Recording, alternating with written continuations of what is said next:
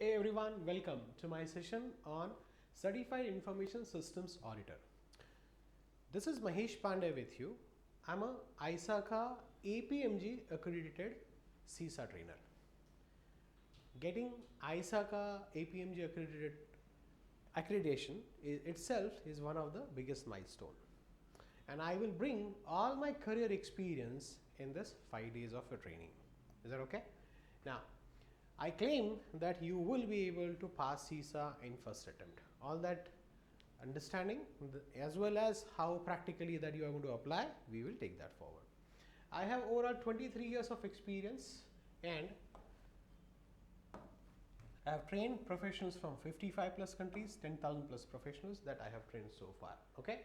Now, I am a CISA 27701 Privacy Information Management System, GDPR 27000, and there are various certifications. Now, based on all these certifications, before I get into CISA, I used to think what's next for me. Okay, where do I have a challenge, where I can apply my knowledge. I have extensive experience of implementation of information systems, compliance, as well as the projects in terms of ISOs. I used to manage 4,500 seats of business, almost 17 delivery centers with the you can say hundreds of clients, setting up their systems requirements and migrations. Reverse migrations is what I used to be playing. And then I started of course, getting into the trainings and got into the consulting. So all that, after having such extensive experience, I was looking for some zest, some kick, and that's exactly what I got through CISA. CISA covers almost every aspect of the information systems, and I will certainly highlight all that going forward. Okay, here are some of the glimpses of the trainings. Okay, there are, I'll say, hundreds of, maybe coming to the 1,000 as well. All right, so I'll move ahead with that. Now, when it comes to CISA, Certified Information Systems Auditor, I'm highlighting the word systems. Now, when I say systems, every organization in the world, okay, be it banking, you have a telecom, power sector, or you may have any of the different organization, maybe a mechanical or retail. Today, every organization has adopted technology extensively. Think of the retail, Amazon example, Flipkart example, IKEA example. You have hundreds of examples in front of you. You can think of the adoption with respect to your blood testing, pathology labs. You have automation. Think of telecom and the services that we are using with 5G. Systems in place. Airline, and not only airline, but their ecosystem with respect to their hotels association, the cab service, holiday service, their travel agents. You have a systems in place. Imagine that these organizations, or rather you can certainly think of when organizations establish these services, they have their own vision, mission, and their own objectives. They have invested millions of dollars, or maybe for a small organization, thousands of dollars. So you can certainly consider at a largest organization in the world or a smallest organization in the world. So ultimately what it comes, that they have invested their hard-earned money to improve their business performance. Agree? Now, the services examples are there in front of you. Not necessary that you are from the and you are using these services. All of you have the say all services understanding, not necessary. When it comes to e-commerce, we'll say retail, like for a banking or a gateway provider, maybe a point of sale like a system. We have a electronic fund transfer for a banking, ATMs. You have a CRM, which is a heart of every organization in the world, where you store your customer information.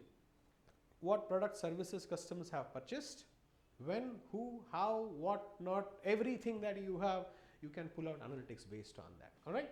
Now, when I say these systems, when you are going to implement in any new organization, so I have tried to show you a traditional setup. This is a typical setup which for you to understand. Okay, you have users, you have the software, you have a database, you have a core switch, firewalls, router, and bandwidth. So this is typical setup that I have tried to show you. Now, while you are setting up this CRM as a service in any given organization, think of the business. When business is investing in this, you obviously have the vision, mission, objectives that they want to achieve. They will, of course, they will come up with IT. Maybe IT is a part of strategic committee, may not. Okay, it all depends on the organization. Mid and small size organization, there is always a challenge that IT is looked at an enabler. But for large organization, for IT as well as the what we can say, the information security will always be a part of strategic decisions. Now that's where there is a difference. When program management, you will set up a program. If it is a large initiative, okay, if it is maybe a customization change, or maybe it's an initiative project, okay, we'll understand the difference between portfolio, program and project going forward. So you will design, develop, test, you will bring it to the live environment. You are going to deliver the services as expected. What do you mean by that? You have certain SLAs that you have agreed now with your business and from your client. Sorry, I will say third party supplier. Okay, you have support. That you have availed all this infrastructure and maybe including your application and database and the contracts associated with that. You have a third party suppliers, and with your client, maybe internal business or with your client, you have agreed certain commitment, you have given certain commitments. Now when it comes to operations, you are supposed to be delivering that. Agree? You have the client management, supplier management and various other activities that you will carry out. While you are performing all this, if I look back and say that when these organizations implement certain services like this, you will come across setup like this. And the activities are very obvious that you will have from a strategic decision till the disposal of the service. I'll repeat, the strategic decision that you have taken to bring the service till the disposal, maybe improvement and disposal of the service. Now, what is happening here in all the entire scenario? You will have IT, okay, and information security playing their role. One is to bring the information systems in place, and information security is looking at the challenges or maybe the issues with respect to security, getting that or going information in a wrong hands, maybe the access control, or we can say CIA that they are maintaining. Okay. If we look at that overall scenario, that IT and information security, if we look again, you have a supplier management. So you have a purchase department. Okay, purchase department. They are all, maybe you may have a contracts, then very obvious legal department. You may need people for that, you have a HR. So there are various departments and they are professionals, they are stuck up in their own activities been assigned to them or enabling the entire service for the business. Everyone clear? Yes. But when you think of your CEO, okay, or maybe your top management, some organization you may not have a CEO for a time being, you have a CEO or CEO for running that, so I will not get into all that, I will come back again. When it comes to CEO CEO's objective or a goal is to bring value to the investment for the stakeholders or shareholders. Agree? Who is ensuring that the systems that you have actually deployed in terms of all this delivering value to business? That's exactly your Information Systems Auditor role comes in place. I hope all of you are clear now. Why auditor? We will come back to the definition of audit, how it is going to help. However, you need to be very clear that when ISACA certification comes in mind, it is thought process is this is a security related certification. You have to park this understanding somewhere else. Otherwise, you will have a serious challenge in your exam. I repeat, you will have a serious challenge in your exam. Keep in mind, we are not focusing on the security audit. Yes, this is going to certainly help all the auditing practices as well as the, we can say, ensuring that it is going to help in terms of maintaining your security practices as well. No doubt it is going to help. Now, if we look at the information security and industry challenges, this is what I said, it is going to help. Okay, and CISA is going to help in this aspect as well, where you have a business technology. Every business, we have just discussed that it is, every business is focused on technology and it is driven by technology.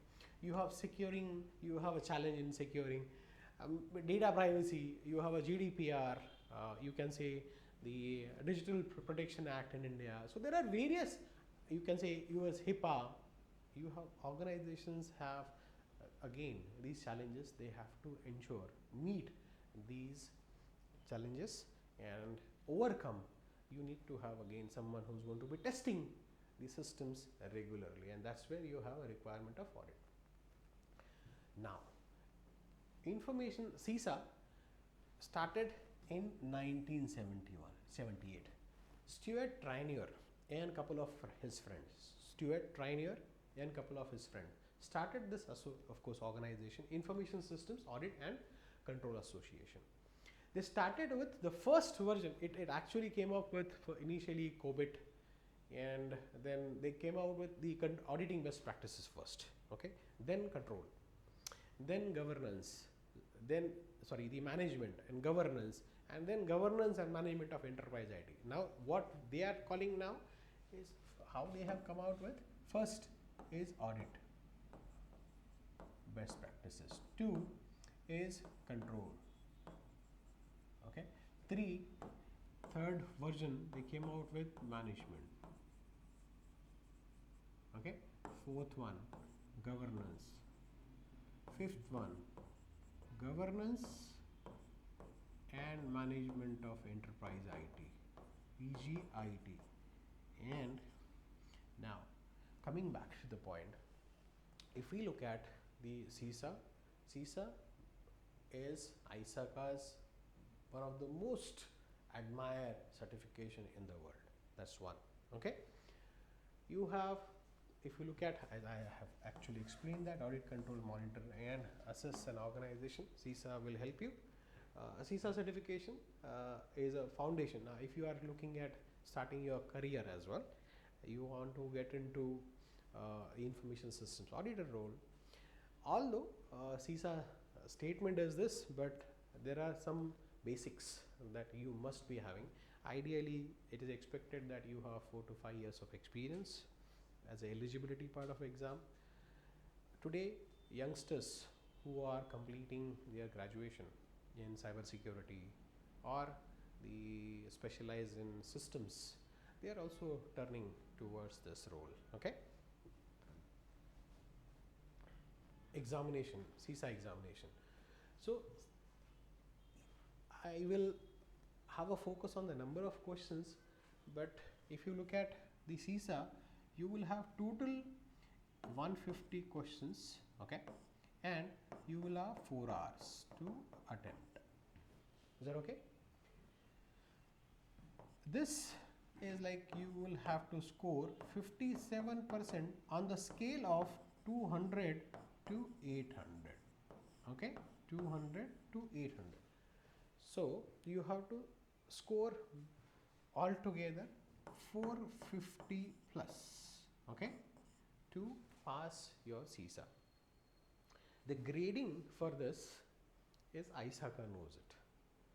We don't know which question has high marks, low marks, which we should not be getting into that. Is that okay? Now, what I have observed, when you are attempting questions, okay, each question you will have the body, okay, that is question. Is that okay? And you will have 1, 2, 3, 4 options. You will have 4 options. Is that clear? Now, when I say 4 options, you have only one answer to select. You do not have multiple choice over there. Is that clear? Now, in general, students think it is like a mindset. What we do, one scenario when it comes to us, where they are focusing on auditor role in terms of what auditor should be looking at first, okay, before you plan your scope of work. Okay. Now, when you have such question, there are options like you will perform risk analysis, risk assessment, one of the option. Second option could be that you will define the scope. 3, you will negotiate with your client or your leaders. And the 4th option, understand the business. All options look equally right. All options look equally right. In this case, my friend, what is first job that auditor should be doing? Knowing the organization. Unless and until you know the organization, you cannot proceed forward. Example, I am coming to Vodafone. Example. Now, I will give you one disclaimer. The company's name that I am going to take during the training, it is only for the sole purpose of training. I do not have any intention to promote or harm the reputation of the organization. So, this session is recorded. So, we all know that I have given the disclaimer. Is that okay? Now, I am free to take the examples. I am coming to Vodafone. Vodafone is such a big giant. Okay. And I am coming to value added service department. I am going to conduct audit on the systems related to value added service. I know value added services, application, utilization, systems in place, other technologies, rules and responsibilities, security issues, or maybe the business challenges. I am aware of it. I have experience with various other organizations, but I have never come to Vodafone. And I am deciding what to audit on. Is it possible? I will decide what should be the scope. I will decide the objectives. I will decide the audit methods. Oh, sorry. That's not audit. You are invited to conduct the audit and to test the objectives organization have set up. We miss on that. Now, coming back on the point of the examination, we need to focus. What I am trying to give you understanding, please keep focus on you have to have a focus on a concept and not getting distracted with the options. There was one statement or one keyword, and that was first in my last scenario that I have given. What auditor should look at first? First thing is you need to know organization first. Then rest of the words has zero meaning. Now, for that you have no choice, my friend. You have to read CRM really well. You have to read CRM, that is CISA review manual. Okay, you have to read it very carefully. Now, when you are going to approach for the examination, now it is like you have to first read the scenario very carefully. I said that. But one more important point, that every scenario is different. The first scenario you may have from auditing, maybe from a principles of auditing, and the second scenario immediately you may have from basically the code of conduct, or maybe the last slide of this training is based on the forensics. That's the last slide, okay, last topic of the CISA. You may have. So what, you can't be stuck, you cannot stuck to one scenario at a time. Or you may think I have got one scenario, now I'll get it on this. Oh, hold on, such mindset has zero meaning. Every scenario is different. You have to come out of the scenario as you answered. When you are answering, it may be possible 4 or 5 questions are really tough. You remember, my friend, you have 150 questions. Is that clear? You have 150 questions. Highlight, mark those questions, flag that, move forward. Don't waste your time. That's how the examination approach. Okay. When it comes to each question, you have these keywords. Okay. You have these keywords. You have to focus on these keywords and answer accordingly. Sticking to the concept trained here as well as what is there in your CRM. You will be easily able to clear this. On top of that, my approach of CISA, I'll keep telling you rules for auditor. I repeat, I'll keep telling you rules for auditor. Some of the rules, example, okay. Auditor, in syllabus, you have a risk assessment as a topic. Risk management as a topic rather.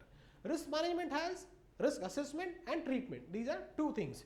Risk management has two key topics, risk assessment and risk treatment. Okay. Risk assessment has 3 key activities. One, the risk identification. You have analysis, and the third one is evaluation. Risk treatment has 4 options. Okay, we will come back on that. Now, what do I mean by that? When I say risk management, auditor will never perform risk assessment. I will repeat 10 times. That's the first rule that you have to keep in mind. Auditor will perform risk analysis, where unless you know what are high, medium, low risk, one of the principle, risk-based strategy, you will not be able to follow. There are 7 principles. We will come back to the principles of auditing, where you are not going to get into the risk assessment. You will perform risk analysis. You will understand. You will have access to the risk assessment performed by the auditee. You will not, because you don't have a right. If you are getting into risk assessment, what is happening then? The way you have designed the architecture, example, you have deployed, you have configured, you have tested, you are actually getting into their role. So you are becoming maker and checker. What's the point of an audit? Zero meaning. Is that clear? So hence I will say that you are not going to be performing risk assessment. You will perform risk. This is first rule. Now another rule for us is the example I am saying. Okay, these are all examples. We will come back and learn all these rules going forward. Okay. Auditor will never get into implementation. Now what do you mean by that?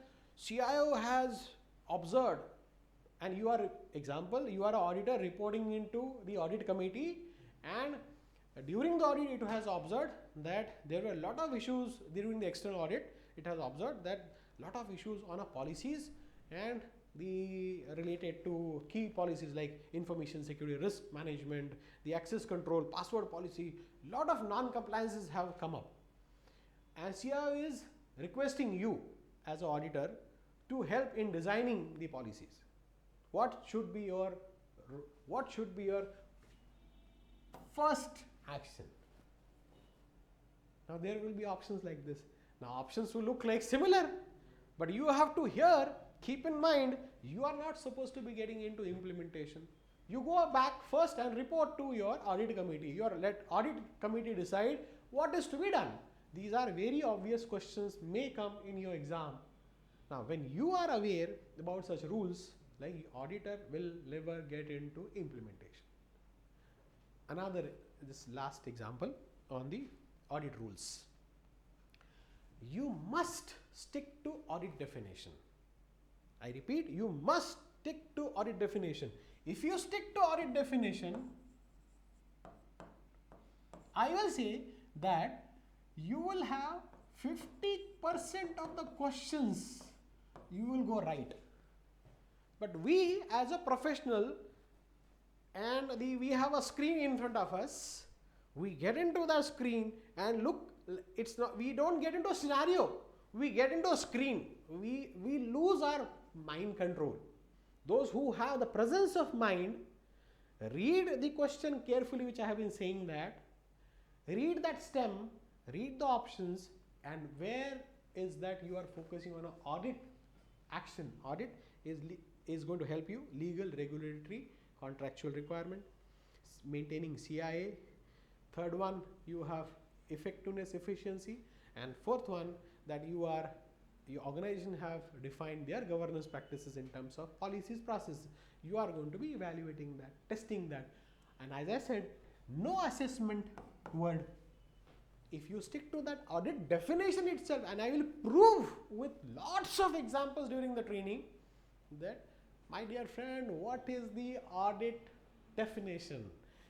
And if you stick to that, your answers is right. That's how you set up your own rules to clear your examination. Is that clear? Yes. I hope all of us are okay. Good. There is no negative marking in this examination. Answers which you have, keep in mind, all 150 questions you have to attempt. Is that clear? You have 4 hours. It is sufficient, and I have experience, and I have made some arrangement for my students that I have created 50 questions bunch, okay, attempting in a 1 hour initially. 50 multiplied by 200 you can attempt that way. But I have seen most of my students coming after the examination telling me that they have completed exam max 2.5 hour, 3 hour. I have seen my students, they have cleared it. So you don't need to worry about. I have made all that arrangement. I will certainly give it to you, that you rest assured about it. Okay. Now you are not supposed to be skipping the questions. Flag it, move on. If you, that is very obvious. If you are not clear on the maybe 1 question, 2 question, 5, 10, don't get disheartened. Move on, flag. Don't waste your time, because as a human psychology, we give up. That's not right. That's not right, because there are 5 domains, and we are going to understand all that. Now coming back, scoring, as we already discussed, that you will have 200 on the grade of the range of 200 to 800. You have to score 450. That now once you clear your exam, you will have to wait for 10 days. You will not get a single response from ISACA. That is how it is. You don't need to raise any ticket to support team. You have to wait for 10 days. They will respond on 10th day or 11th day. You have to wait. Is that clear? You cannot take a screenshot of the, of course you have passed. I am saying confidently passed.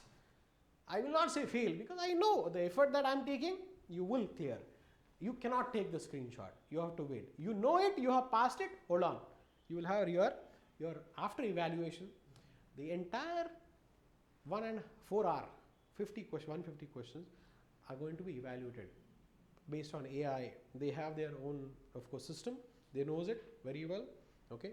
They will have a look at it, all the somewhat maybe automated screening that will go through. It will take time. Maybe thousands of people have written that. It takes time to review. It comes to you on 10th day. Remember that. Okay. Now, how to apply for exam and how you should apply for certification, I'll certainly come back to that separately. Okay.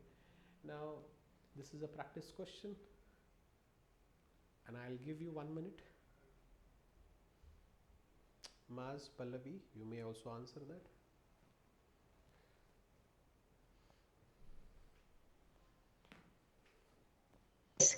Yes, Mahesh. 1 minute.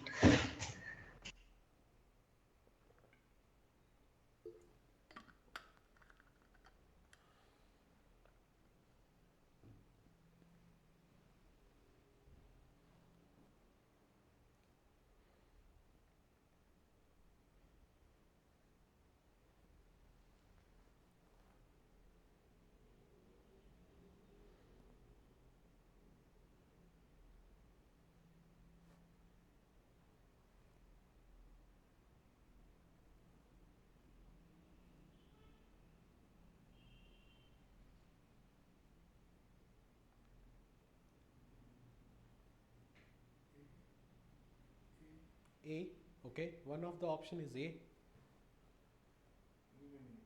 Give me a minute. Sure. I said 1 minute is already given.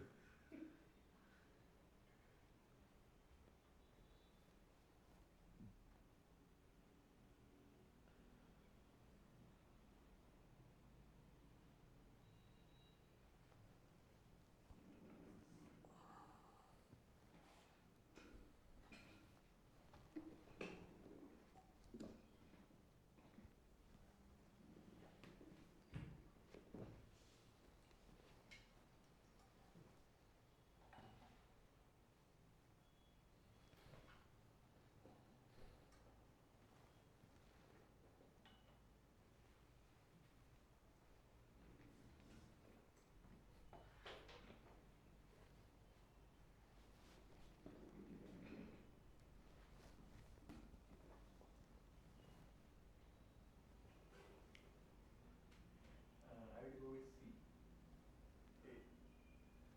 What about Maz and Pallavi answer? Sir, D? Okay, Pallavi answer.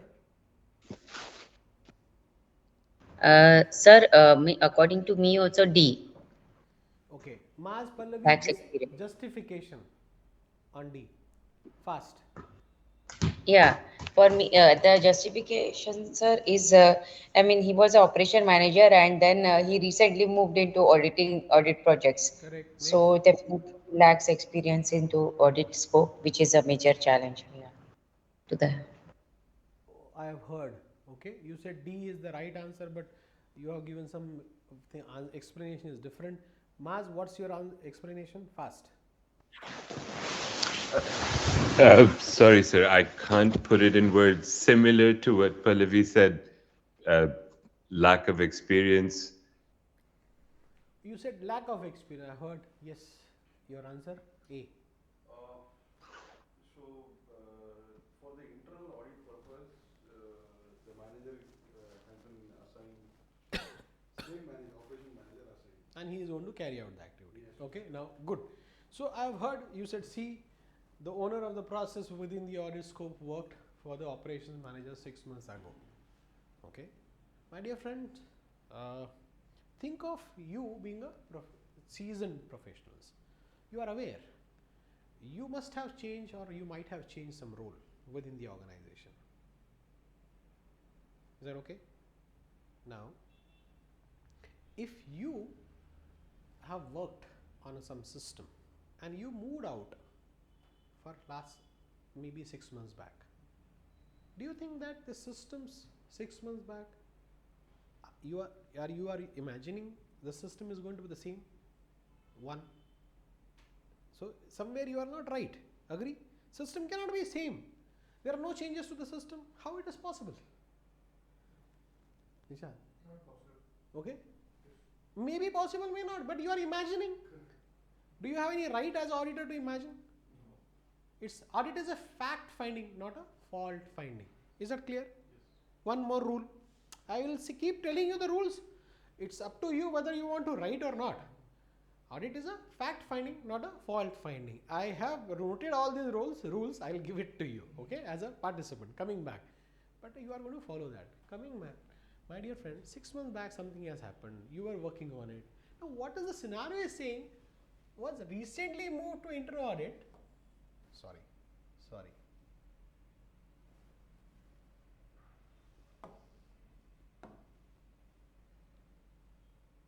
Okay.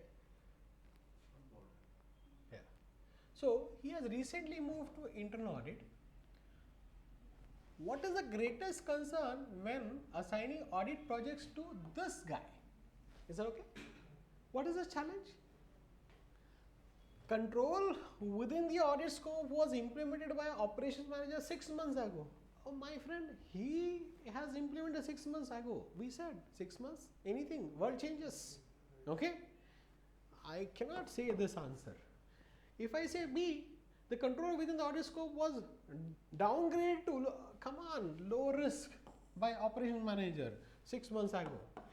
This is the distractor answer. Now, when I say the owner of the process within the audit scope worked for the operations manager 6 months, who is the owner? Who knows where it is written in this? In the entire scenario, it is not written anywhere owner. Is that clear? Owner is different and the manager is different. So third one is also gone. Why this is right? Look at the concept. A system within the audit scope is supported by emerging technology for which the operations manager lacks experience. You are assigning a resource. An auditor does not know the system. How can you allow him to perform the audit? I will come to Nishant. Nishant, you are working on a SAP. You may have worked on a SAP for, or maybe security of the SAP practice, maybe tools for modules maybe 5 to 10. There are 40 plus modules and you have 10 modules of experience. You do not have experience on SAP HANA.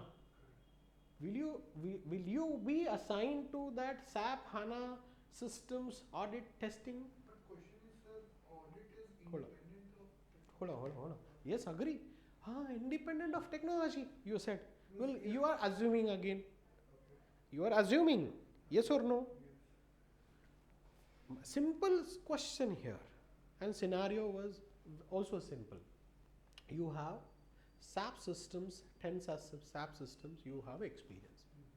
You experience as well, auditing experience, you know the system well, functionalities, modules, and whatnot.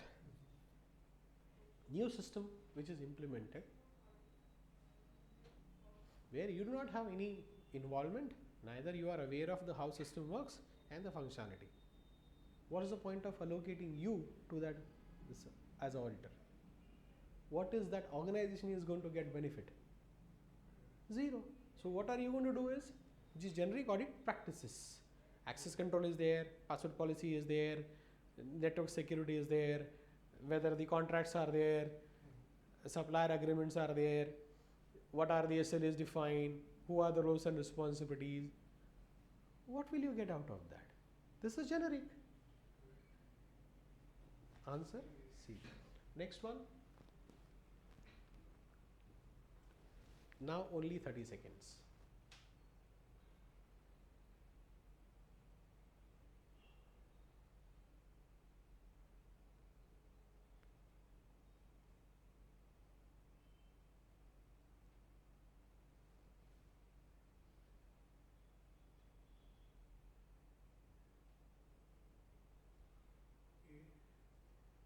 I got to know one A. Next B. Mahesh Pallavi.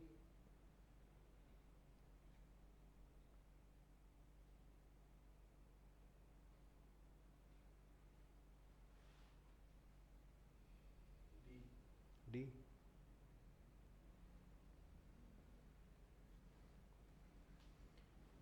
Mahesh, answer. Pallavi, answer.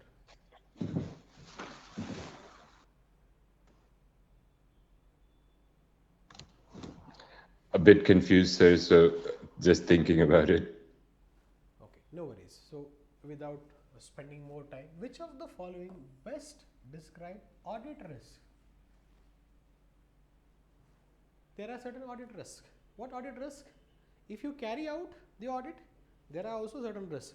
You may miss on the very essential areas or sensitive areas. You may miss on the non-compliance areas as well. The communication given by auditee to you may not be right, or what you have understood, what are the objectives of the audit, that might be wrong. Okay, so you may not be able to find out the non-compliance in the practices or in the system. That's also audit risk. Agree? These are certain audit risks. Now this is purely based on concept. Now a financial report may contain undetected material errors. May, because auditor is not able to find out, and there are errors. Audit is what? Sampling based. Do you really have a time? If I say simple example, I'll say very simple example. In a bank, you have 10,000 new accounts opened in a month. and you are conducting an audit. You may use automation, I have no problem.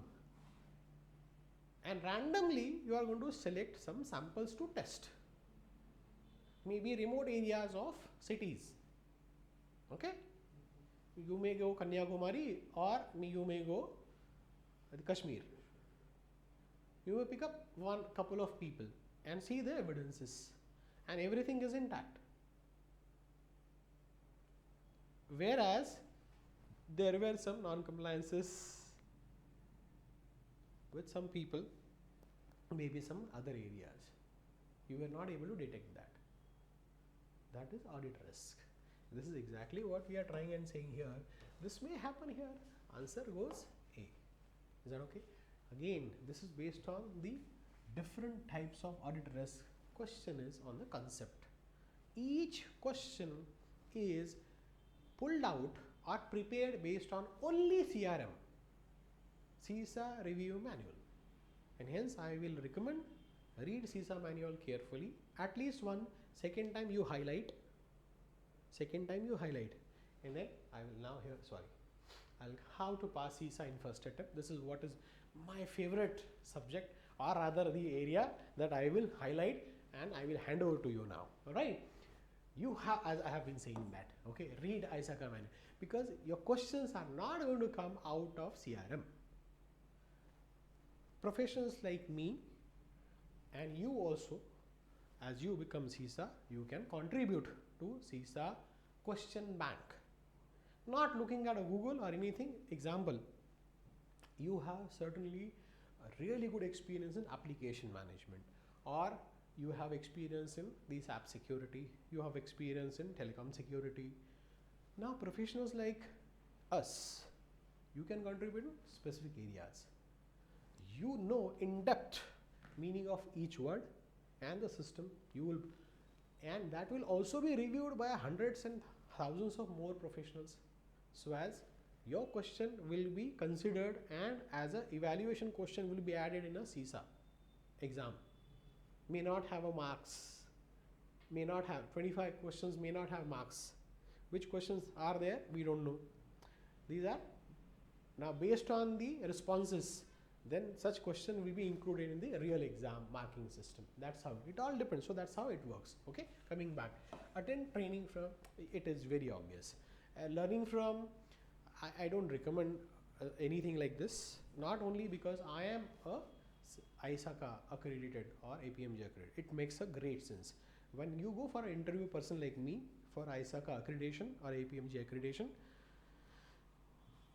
you can't answer wrong. One wrong answer, you are out of question, you are out of interview, you have to, your $1,000 wasted. One attempt for becoming accredited. Annual charges extra. That's one. You can't say pass. That means no, I don't know. You can't give, you can't bluff. You want to open your CISA review manual, you can. But 1000-pager, where will you see? That means you have to have a real good understanding about all the index, where to go, and exact page you have. So you don't have time. And when I did that, I have, honestly I'm telling you, my interview was supposed to be for 45 minutes. Interviewer took 1 hour 20 minutes. Okay, altogether 80 minutes, 45 minutes interview, 80 minutes. 10 minutes is for introduction and all. He took 2 minutes on that, and when he said, you are Mahesh, you are free to open your CISA review manual. I said, I will not open because it is live, interactive, and I don't have anything open. Okay, neither I have a book. If I open the book, if a time comes, I will quit the interview. That was my statement. And he was trying to grill me from every aspect of business continuity, risk management, you have operations, you have the development, agile development, and the projects and whatnot. And certainly, based on all that I said in some time back, the experience of the certificates have helped me a lot, and I could able to come back to you. Now coming back, book your exam at least now as soon as you are done with this training. Book your exam and schedule your exam from between 45 to 60 a day, and I will give you the calendar. You can certainly pass based on that. You don't need to worry about it. As I said, highlight the topics on CRM. When you read it, you highlight some topics that you may be sure on it or you are not sure, maybe green, red. That way you can do it. That's going to be really helpful. Professionals generally what they do is one color mark. No, highlight the topic that you really don't know. It is your copy, you have it, mark it as a red. Read the topic. That time I will recommend you may come back to me. Okay, don't quit from the group. Come back to me, I'll try and respond. You have my number, you have my professional number, office number, connect us, I'll help you with that topic. If still I'm not available, you may have someone in connect, you can drop me a text, I'll respond back to you. We'll clarify that. Okay, make your own notes, which I said, especially that taking out the concept from that each topic will help you. Okay, make your own notes. Okay, now keep your auditor book rule or make your auditor book rule, which I have said some of the rules. We will keep learning and we will certainly have a look at it. Now attempt domain wise questions, and I have prepared 50 questions each for you. Okay, and 1 hour. I am sure you will clear that. Next, review recording. If you have a challenge, go through that, attempt 100 questions and in 1.5 hours. This is how with 80 to 85% accuracy. I am sure based on this you will clear. If you have 80 to 85% accuracy here, very confident that you will easily, I said 75% plus. But every set you have to have, I have questions like 100 and 50s. You can certainly go through that.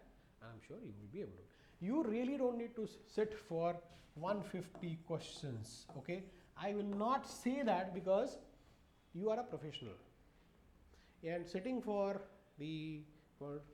4 hours, 3 hours may not be practically possible for you. You will get habitual, and I did solve 2000 plus questions, and based on my understanding of CRM, and I did explore Google, I did explore many exam sets. I found 30%, 40% questions are wrong answered. 30 to 40% questions are wrong answered because they are not, their objective is payment, taking money from your wallet. Their objective is not to make you certify. They have zero interest. Keep in mind, CISA review manual, making your own notes, making your rule book, and last one is attempting this 50 questions each. 2 question set of 50 in a day after you are done with that is enough. You try and do it for 15 days, 30 days preparation, 15 days only questions. That's it, and you will pass CISA for sure. Repetitively changing your mind on answers is wrong practice. When you are sure, first you have applied logic that 90% of the time that answer is right, and 90% of the time when you change those 10% questions answer, you are wrong. I hope clear. Maz, all okay? Pallavi, clear? Shall we proceed? Clear, sir. Clear. Thank you. Now, as you are done with your CISA examination, as I said, 10th day or 11th day you will get a result, and after that you have to apply for certification. Now, when you are applying for certificate, there is an application form and you have to pay a fee. Okay, if you are ISACA member, you will be charged $50. If you are non-ISACA member, you are charged $85 for that, or $100, whatever it is. So that you have to, and after passing the CISA, you have to maintain the code of conduct, as well as you have to submit your CPEs on an annual basis. Certification is valid for 3 years, but so first year you don't need to submit anything. Second year onwards, you have to submit 40 CPEs, that is including your education units and ISACA maybe events that you attend, that also possible. If you are doing any certification after training after this, okay, then certainly that can count. You can count in your education unit, and you may train people in house, you may conduct audits. So all these are experience you are sticking to. So live project in organization Yes, can be counted. yes, 20 CPAs that you can max, and 20 CPEs for learning. And how to do that? I mean, It is you will get a mail from ISACA. On a ISACA side, in your certificate, you claim, of course, submit your CPEs. You have an option that is very simple. You don't need to worry about. As you see, when you are booking your exam, you will go to isaca.org, right? You will have your account. Clear? You will make the payment. You will write exam. Okay, you are clear. You will come back and submit your application for certification. Okay. First year, you don't need to submit any CPEs. Second year, they will send out a communication to you. You have to apply for the CPEs. Okay. And 20 for your learning and 20 for your experience or maybe practice that you are doing on an audit. That's what you. How to gain CPE points? You attend webinars that can also count, which ISACA webinars. You can claim your CPEs. Okay, and you give your ID, ISACA ID, they will automatically add that. You don't need to do anything for that. Is that okay? Next, you do external certifications, like example I'm saying. After this, you may do PMP or some certification like ISO, maybe data privacy, or something related to CISM or CISSP. Anything that you do, training, you can count your 20 CPEs for that. Is that okay? I think we are all good on that note. Now, my friend, as an auditor, you need to be careful that organization has implemented the systems to achieve their business goals. Auditor in general will not be reporting into any of them. Is that clear? If you have a small size organization, maybe a challenge. That is how arrangement, you don't have a choice. Is that clear? But what I mean to say here in this diagram, that you have to be focused on a organization structure. You have a clients, you have third party suppliers, and you have departments. So naturally they have their systems in place, that is, we can say IT systems in place. 1, 2, they have their processes, policies, okay, as well as they have to maintain the compliance with respect to the contractual requirements. They have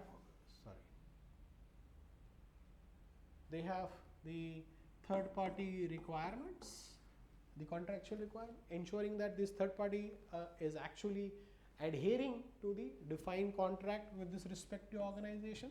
Is that clear? Maybe any one of them that you may have, they have to adhere to that. Okay. You have to ensure that you are buying the IPR, intellectual property right, that is licenses, software licenses, hardware licenses, whatever. So you are using as per the contract, not you are excessively using it. So there are a lot of compliance requirement, intellectual property rights and whatnot. You have legal requirements that you have to maintain. For that, you have to conduct the audit. And this audit committee, I repeat, this audit committee sometime may be reporting to the board of directors, okay, and it may be possible that it is reporting to the CEO directly. Is that clear? You may have an audit function separately, and this audit committee is like this department, they are reporting into. You may have limited auditors, or you may have many more auditors. It all together, like IT department, you have network system. I'll show you. You have the service management, applications, asset, network. Likewise, you may have the audit committee also will have many more members. It all depends whether you are an internal auditor or external auditor now. Now, when I say internal auditor, you are reporting to audit committee, and this audit committee is reporting to board of directors. This is ideal situation. I repeat, this is the ideal situation where governance for the system is set by the top management, including certain committees. There are committee names, strategic committee, steering committee. We will understand who plays a part in strategic committee and steering committee in terms of governance. I have lately heard from many of the professionals, there are very new questions have introduced on a governance and confusing. And I'm sure if you are clear on some concept, which I'll help you understand tomorrow on that, I'm sure you will be able to clear that as well. Okay.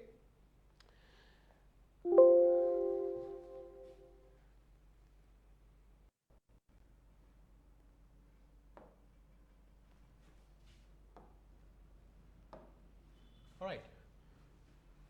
So let's get into the course overview. We have 5 domains. Information Systems Audit process, you have 18% weightage. Okay. They have changed the weightage, and earlier it was 27% or so, very high, reduced it. Okay. Altogether, audit, what you have, audit is conducted in 3 phases. First one is the audit planning. 2 is field work, and 3 is reporting. Okay. Audit is conducted in 3 phases: audit planning, field work, and reporting.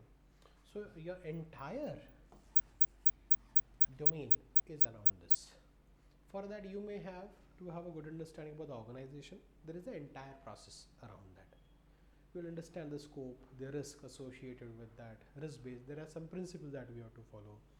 Along with that, you have certain roles, responsibility. You will have a audit charter. Okay, auditee, auditor, and auditee, top management will have a roles and responsibility. You will understand what you mean by audit charter. You will have a questions on that. Now there are some kind of controls that you should be understanding. That is preventive, detective, corrective controls. What do you mean by that? You have a questions around that. You have an entire audit process. Before that, you are going to select auditor. You have an internal auditor or external auditor. If you are going to select external, what is that you will be looking at? You will have a questions on that. Next, you will have the overall audit execution practices. In terms of conducting audit, I have added my own slides, which will say, give you confidence how to conduct the audit. That is practically. Some of you may not have that experience, some of you have that. I will add that. So how do you question that? So that is additional. Okay, you will not have any questions on that. That is practically, I have added that. Next, as you are going to be collecting the evidences, what do you mean by evidences? What are the types of evidences? And then how you are going to report that? Okay.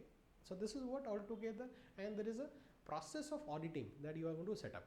Example, we say that incident management process, where very simple incident: identify, log, categorize, prioritize, diagnose, allocate, resolve, update user, update knowledge base, close. 10 activities we say related to incident management. Example.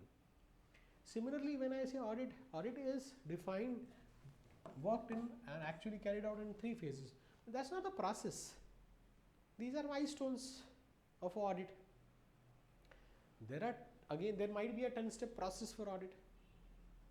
If you set up that in an organization, if you are not the auditor, someone else is going to be auditing, he or she may have to follow the same process. So you have to improve. That is what is quality assurance. You are going to set up the process quality assurance. Is that okay? I hope we are all clear. We are all clear on that. So we'll go ahead and understand that. Now, next is governance and management, where again you have 18% weightage. This was increased here, significantly increased, and that's where, okay, earlier domains, we had 12% weightage over there. Now, here they have reduced, okay, with respect to the information system acquisition. When it comes to the governance and management, we will have a strategic committee, steering committee, and then architecture, or you may have the setting up. Organization follows various frameworks and standards. You will not have direct questions on ITIL, COBIT, or ISO 27000, but ideally you should have a good understanding about it. And then how you are going to select a third-party supplier, selection of the third-party supplier, because you are setting up the contracts which will be used while you are acquiring the systems. What is that auditor will look at if you are selecting a cloud service provider? I mean,